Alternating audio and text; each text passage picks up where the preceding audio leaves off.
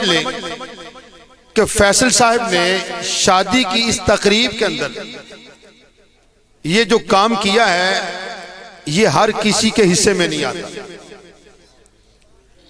शादियां हम रोजाना देखते हैं, फंक्शन बड़े बड़े हो रहे हैं, बड़े बड़े खुशियों के लम्हात इंसान देखता है, लेकिन मजा यह है कि उन खुशी के लम्हात के अंदर भी जिक्र मुस्तफा न छोड़ा जाए।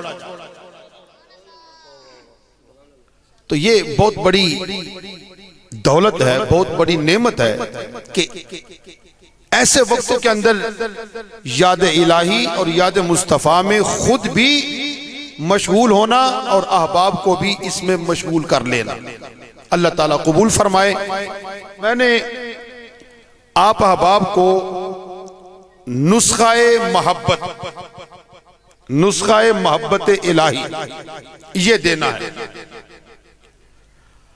अब जिस अंदाज से, जिस मोहब्बत से, जिस ज़ौक़ और शौक़ से आप समाअत फरमाएंगे, फिर उसी तरह ये नुस्ख़ा मोहब्बत इलाही आप तक पहुंचेगा भी और इससे इस्तिफादा भी आप कर सकेंगे। इस दुनिया के अंदर हर शख्स किसी ना किसी चीज से मोहब्बत करता है। हर शख्स किसी ना किसी चीज से मोहब्बत करता है। कोई जायदाद से मोहब्बत करता है, कोई मकानात से मोहब्बत करता है, कोई कार कोठी बंगले से मोहब्बत करता है,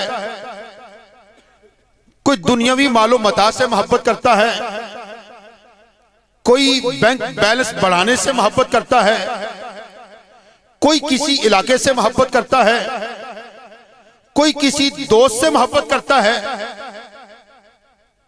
गर्जे के कि हर शख्स किसी ना किसी हवाले से किसी ना किसी चीज से मोहब्बत करता है, मगर उनका जवाब नहीं जिनके दिल में मोहब्बत मुस्तफा हो और जिनका दिल मोहब्बत खुदा से लबरेज हो।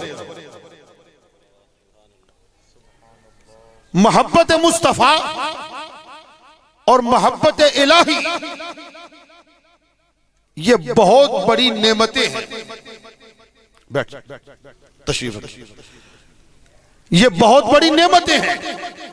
अल्लाह करे कि हमें ये नेमतें हासिल हो जाए और हम इन मोहब्बतों के हुसूल के लिए कोशिश करें, काविश करें, जुस्तजू करें, अपने ज़ौक़ शौक़ का इजहार करें। तो नुस्ख़ा मोहब्बत इलाही किसे हासिल होता है और कैसे हासिल होता है, यह है मेरी गुफ्तगू। नुस्ख़ा मोहब्बत इलाही किसे हासिल होता है और कैसे हासिल होता है। मैंने जो आयत शरीफा तिलावत करने की तौफीक और सआदत हासिल की है, उसमें खालिक के कायनात ने इरशाद फरमाया, कुल इन कुंतुम तुहिब्बून अल्लाह फत्तबिऊनी युहब्बुकुमुल्लाह व यगफिर लकुम ज़ुनूबकुम वल्लाहु गफूरुर रहीम। फरमाया, ए हबीब लबीब सल्लल्लाहु अलैहि वसल्लम, आप फरमा दें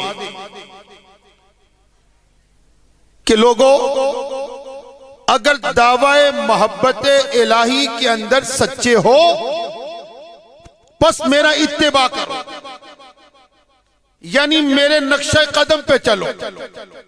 युहब्बुकुमुल्लाह, अल्लाह तुमसे मोहब्बत फरमाएगा। अब इस आयत शरीफा का उसलूब देखिए, जरा अंदाज देखिए कि खालिक के कायनात इस गुफ्तगू का आगाज लफ्ज़ कुल से फरमा रहा है कि ए हबीब आप फरमा दें। भाई खालिक के कायनात ने कुरान पाक में जा बजा अहले ईमान को बड़े बड़े हुक्म इरशाद फरमाए। हर जगह लफ्ज़ कुल इस्तेमाल नहीं फरमाया गया, मगर जहां बड़े ही खास मकामात हैं वहां खालिक के कायनात ने हुक्म भी दिया और वो हुक्म बराह रास्त नहीं दिया बल्कि अपने हबीब के वसीले से दिया। और जहां हुक्म अपने महबूब के वसीले से दिया वहां जो लफ्ज इस्तेमाल किया वो है कुल, और यहां भी जो लफ्ज इस्तेमाल किया गया वो कौन सा है? बोलिए। सुभान अल्लाह। मैंने आपसे ये नहीं तकाजा करना सुभान अल्लाह कहो, हाथ उठाओ, मुझे पता आप थक गए हाथ उठा उठा के, और सुभान अल्लाह क्या क्या के शायद थक गए होंगे आप, मगर कम से कम मैं जो आपसे पूछना चाहता हूं उसका जवाब तो दो। खालिक के कायनात ने कौन सा लफ्ज इस्तेमाल फरमाया है? कुल। अभी भी आप नहीं बोले, आपका तकरीर सुनने का माइंड नहीं है। और ये लफ्ज कुल वो है जो सूरह इखलास के शुरू में आता है, लफ्ज कुल वो है जो सूरह फलक के स्टार्ट में आता है, लफ्ज कुल वो है जो सूरह नास के आगाज में आता है, और सबको याद भी है, मगर आप बोलना नहीं चाहते। कौन सा लफ्ज है? कुल। फरमाया ए हबीब तू कह दे, मौला हुक्म तेरा, बात तेरी, इरशाद तेरा, तू चाहता तो अपना ये हुक्म भी दीगर अहकामात की तरह बराह रास्त लोगों तक पहुंचा सकता है, मगर तूने कुल इस्तेमाल क्यों फरमाया?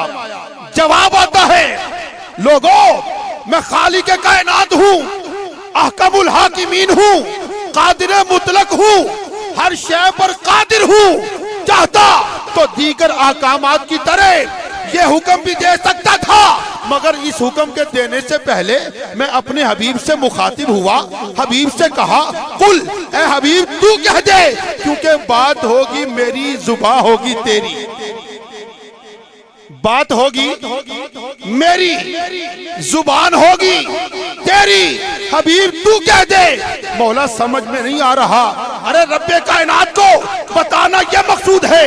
लोगों जब मैं अहकमुल हाकिमीन हूँ, कादिर मुतलक हूँ, तुम्हारा खालिक हूँ, तुम्हारा मालिक हूँ, तुम्हारा राजिक हूँ, हर शय पे कादिर हूँ, तो बराए रास्त हुक्म दे सकता था, हबीब के वसीले से हुक्म इसलिए दे रहा हूँ, अरे जब मैं खालिक होके अपने महबूब की वसादत से, महबूब के वसीले से तुम तक हुक्म पहुंचा रहा हूं, तुम तो मखलूक हो, जब तुम्हें अपने खालिक से कोई वास्ता हो, अपने खालिक से कोई मामला पेश करना हो, अपने खालिक के हुजूर कुछ कहना मकसूद हो तो सुनो, बराह रास्त ना ना हबीब का वसीला लेके आना, जो मांगोगे अता करता चला जाऊंगा। अल्लाहु अकबर या रसूल अल्लाह।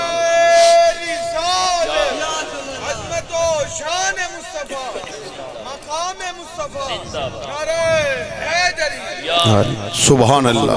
आपके नारे के जवाब देने पे मैं कुर्बान जाऊं। अल्लाह ताला आपके ज़ौक़ को सलामत व करामत फरमाए। आला हजरत ने इसी मजमून को अपने शेर में बयान किया, फरमाया बखुदा खुदा का यही है दर, नहीं और कोई मफर मकर, जो वहां से हो यहीं आके हो, जो यहाँ नहीं तो वहां नहीं। फरमाया कुल ए हबीब तू फरमा दे कि अगर दावाए मोहब्बत इलाही में कामिल हो, सच्चे हो, पुख्ता हो, फत्ताबिऊनी मेरा इत्तिबा करो।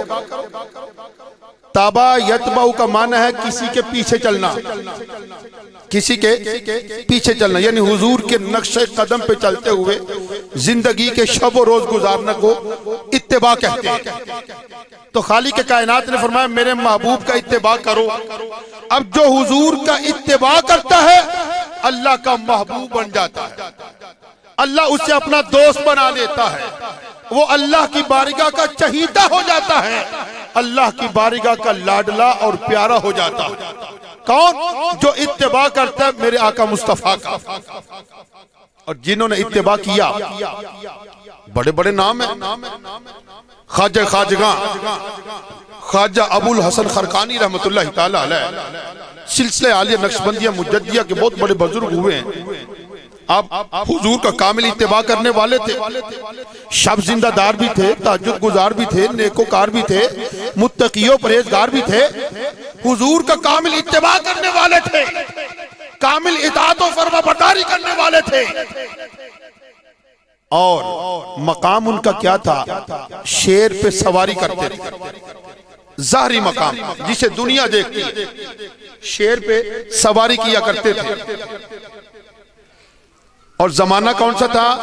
हजरत सुल्तान महमूद गजनवी रहमतुल्लाह ताला अलैह, सुल्तान महमूद गजनवी रहमतुल्लाह ताला अलैह भी वक्त के वली कामिल थे। बड़ी बड़ी फतूहात हासिल हुई, बड़े बड़े जंगों की ताल किए, बड़ी बड़ी खिदमत सर अंजाम दी इस्लाम की। सोमनाथ का किला फतह नहीं हो रहा था तो सुल्तान महमूद गजनवी रहमतुल्लाह ताला अलैह ने खत लिखा ख्वाजा खाजगा ख्वाजा अबुल हसन खरकानी रहमतुल्लाह ताला अलैह को और अर्ज की हुजूर आप मेरे दरबार में तशरीफ लाएं, मुझे आपसे कुछ कहना है। आपने उसी कासिद के हवाले एक खत किया जिस पे लिखा हुआ था कि ए बादशाह वक्त, मुझे चूंकि आपसे कोई गरज नहीं, कोई काम नहीं, लिहाजा मैं आने से कासिर हूं। तुझे कोई अगर काम है तो दरवाजा खुला हुआ है, आप तशरीफ ले आए।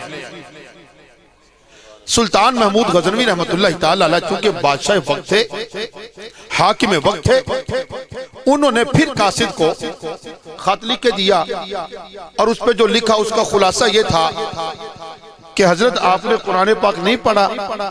खाली का कुरान कहता है या अय्युहल्लज़ीना आमनू अतीउल्लाह व अतीउर रसूल व उलिल अम्रि मिनकुम, कि खाली के कायनात ने तो फरमाया ए ईमान वालो अल्लाह की इताअत करो, अल्लाह के नबी की इताअत करो और हाकिम वक्त का कहना मानो।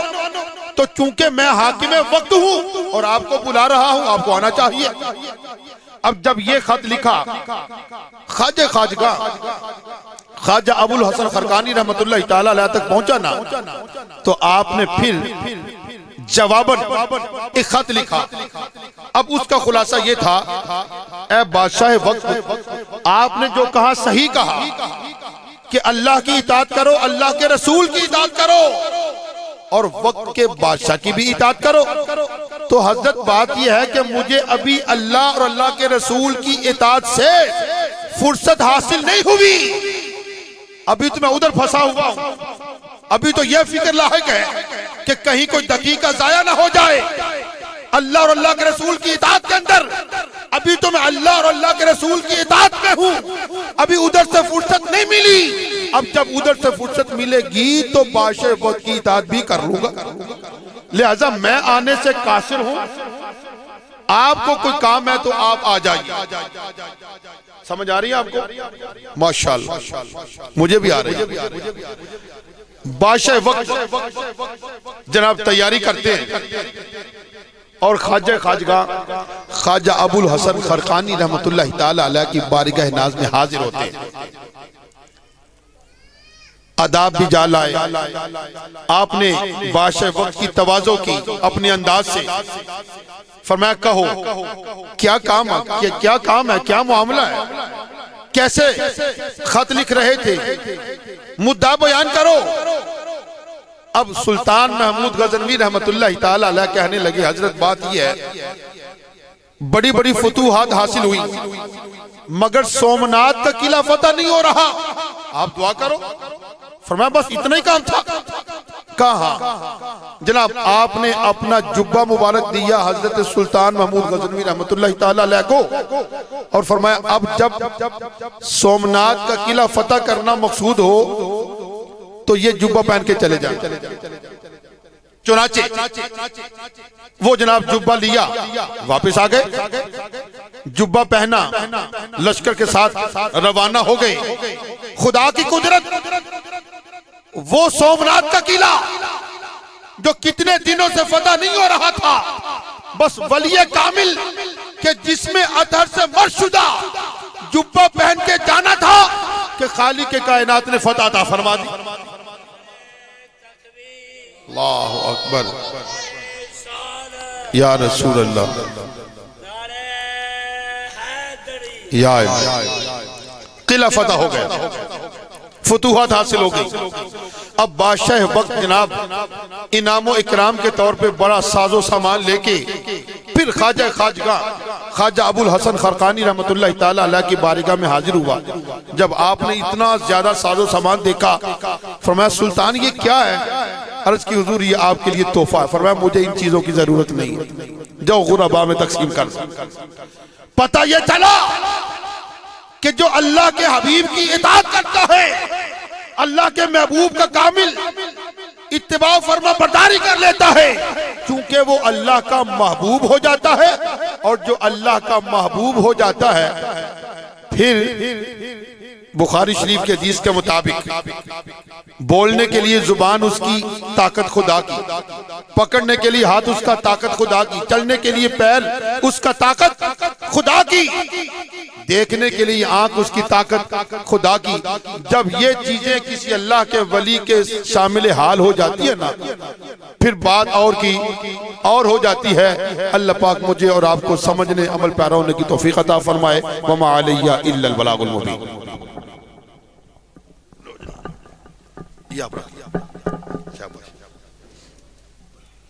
जेब में डालो, जेब ये नहीं कर शेरा